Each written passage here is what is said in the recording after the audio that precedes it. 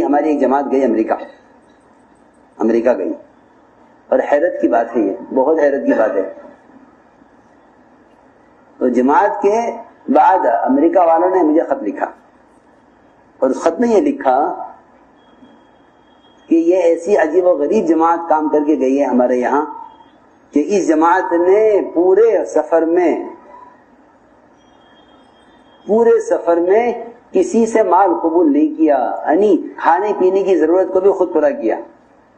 ہاں، اپنے کھانے پینے کی ضرورت اس کو بھی انہوں نے خود پورا کیا.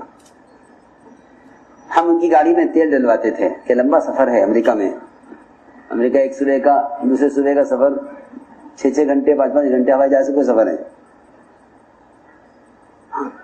وہ گاڑی سفر کریں، وہ تیل بھروائیں کہ نہیں بھائی ہم تیل اپنا بھریں گے، تیل اپنا بھریں گے. جی ہاں، کوئی بات نہیں ہے، ہم خدمت کر رہے ہیں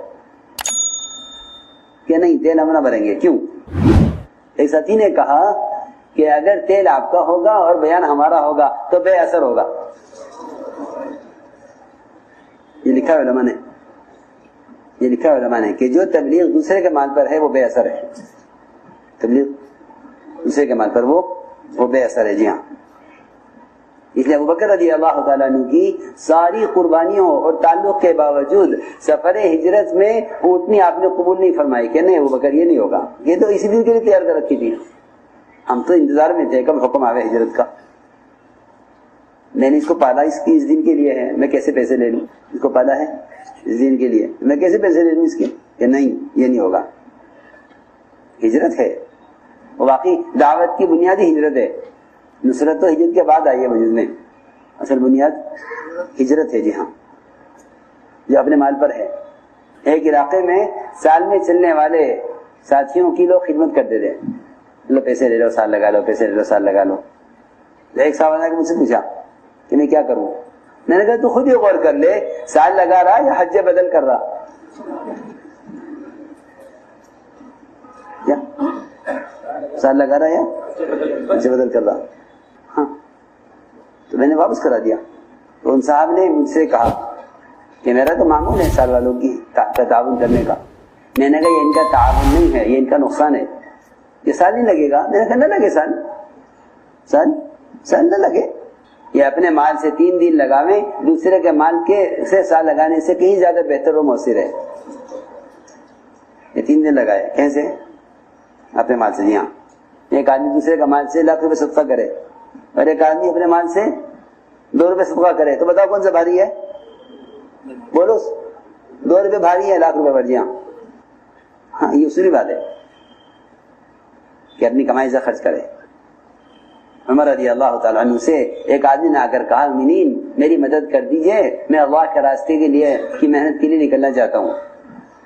حضرت عمر نے اس کو ایک زمیندار کے حوالے کر دیا کہ جاؤ اس سے کام لو، اس سے کام لو. جی ہاں، ایک صاحب مجھ سے کہنے لگے کہ تیری یہ بات تو ٹھیک ہے لیکن یہ ٹکرا دی اس حدیث سے جس نے فرمایا ہے کہ اگر ایک اللہ کے راستے میں نکلنے والا بیمار ہو جاوے تو یہ اپنا سامان، اپنا خرچ اور اپنا سامان سفر جو تیار کیا ہوا ہے وہ اس کو دے دے. ہاں. میں نے کہا ہاں یہ حدیث میں بھی جانتا ہوں. ہاں، تم ان کا جیسا استغنا، ان کا جیسا تقوی لے آؤ تو یہ بھی ہو جائے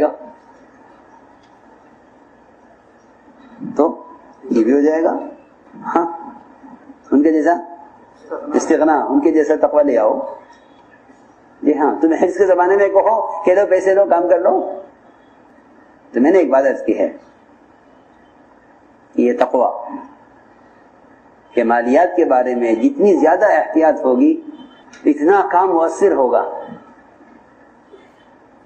جی ہاں، ورنہ لوگ بیٹھے ہیں خریدنے کے لیے، لوگ بیٹھے ہیں خریدنے کے لیے. جی ہاں، خریدو بیچو. جی ہاں، یہ خرید و فروخت انسانوں کی تو دنیا میں عام ہے. آپ جہاں بھی چلے جاؤ، کسی بھی شعبے میں، سیاست میں جاؤ، تجارت میں جاؤ، حکومت میں جاؤ، عہدوں میں جاؤ، دنیاوی جو شعبے ہیں ضروریات کے ان میں جاؤ، انسان کی خرید و فروخت ہر جگہ عام ہے. جی ہاں، اس میں اس کی گنجائش نہیں ہے، اس میں اس کی گنجائش نہیں ہے. جی ہاں، اس لیے ایک بنیادی بات یہ ہے کہ مال سے بچ نکلو، مال سے بچ نکلو. جی ہاں، مال سے بچ نکلو. اور مال سے بچنے والے وہ مخلصین ہی ہو سکتے ہیں. کون؟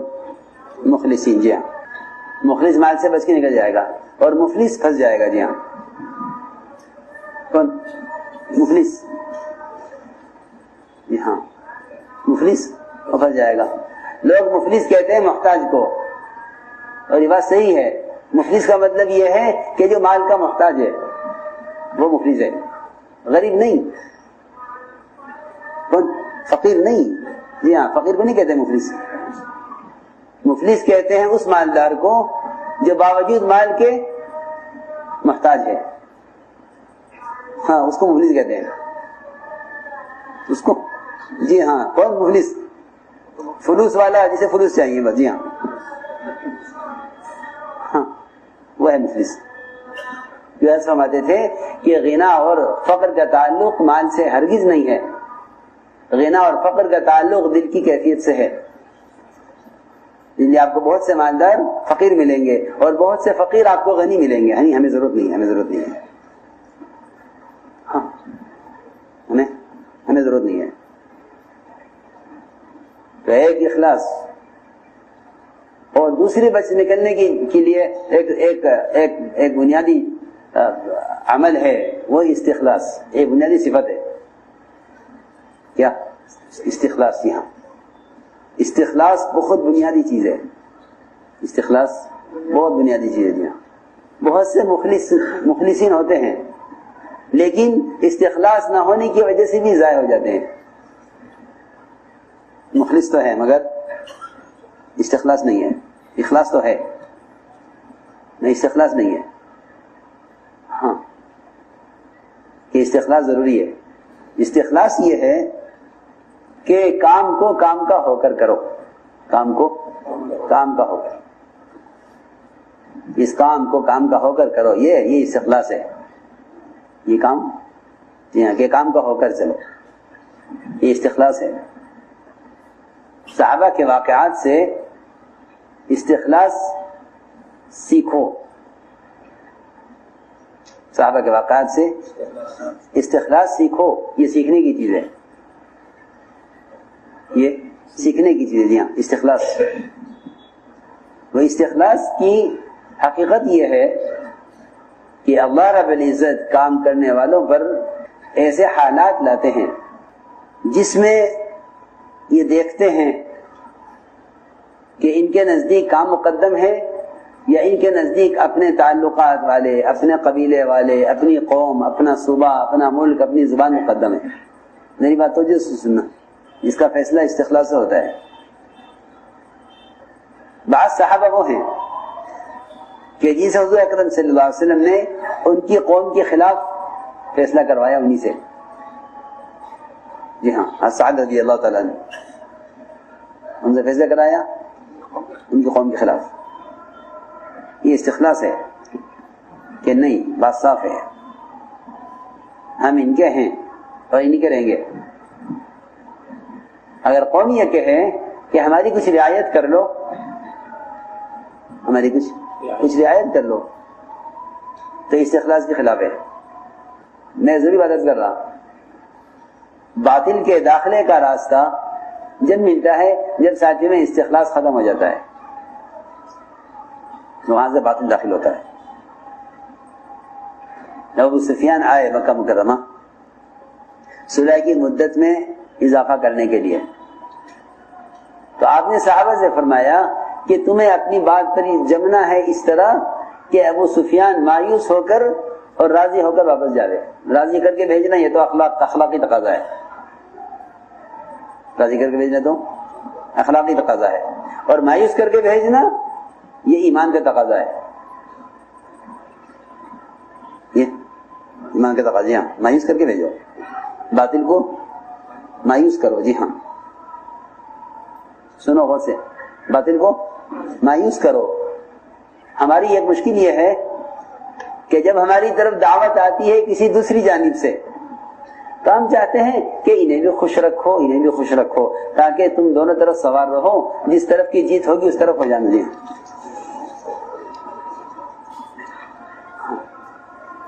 اس طرف جیت ہوگی ادھر ہو جانا جی۔ نہ، یہ ایمان کا راستہ نہیں ہے، تو قرآن نے تو اس کو نفاق کہا ہے، قرآن نے اس کو نفاق صاف بات ہے۔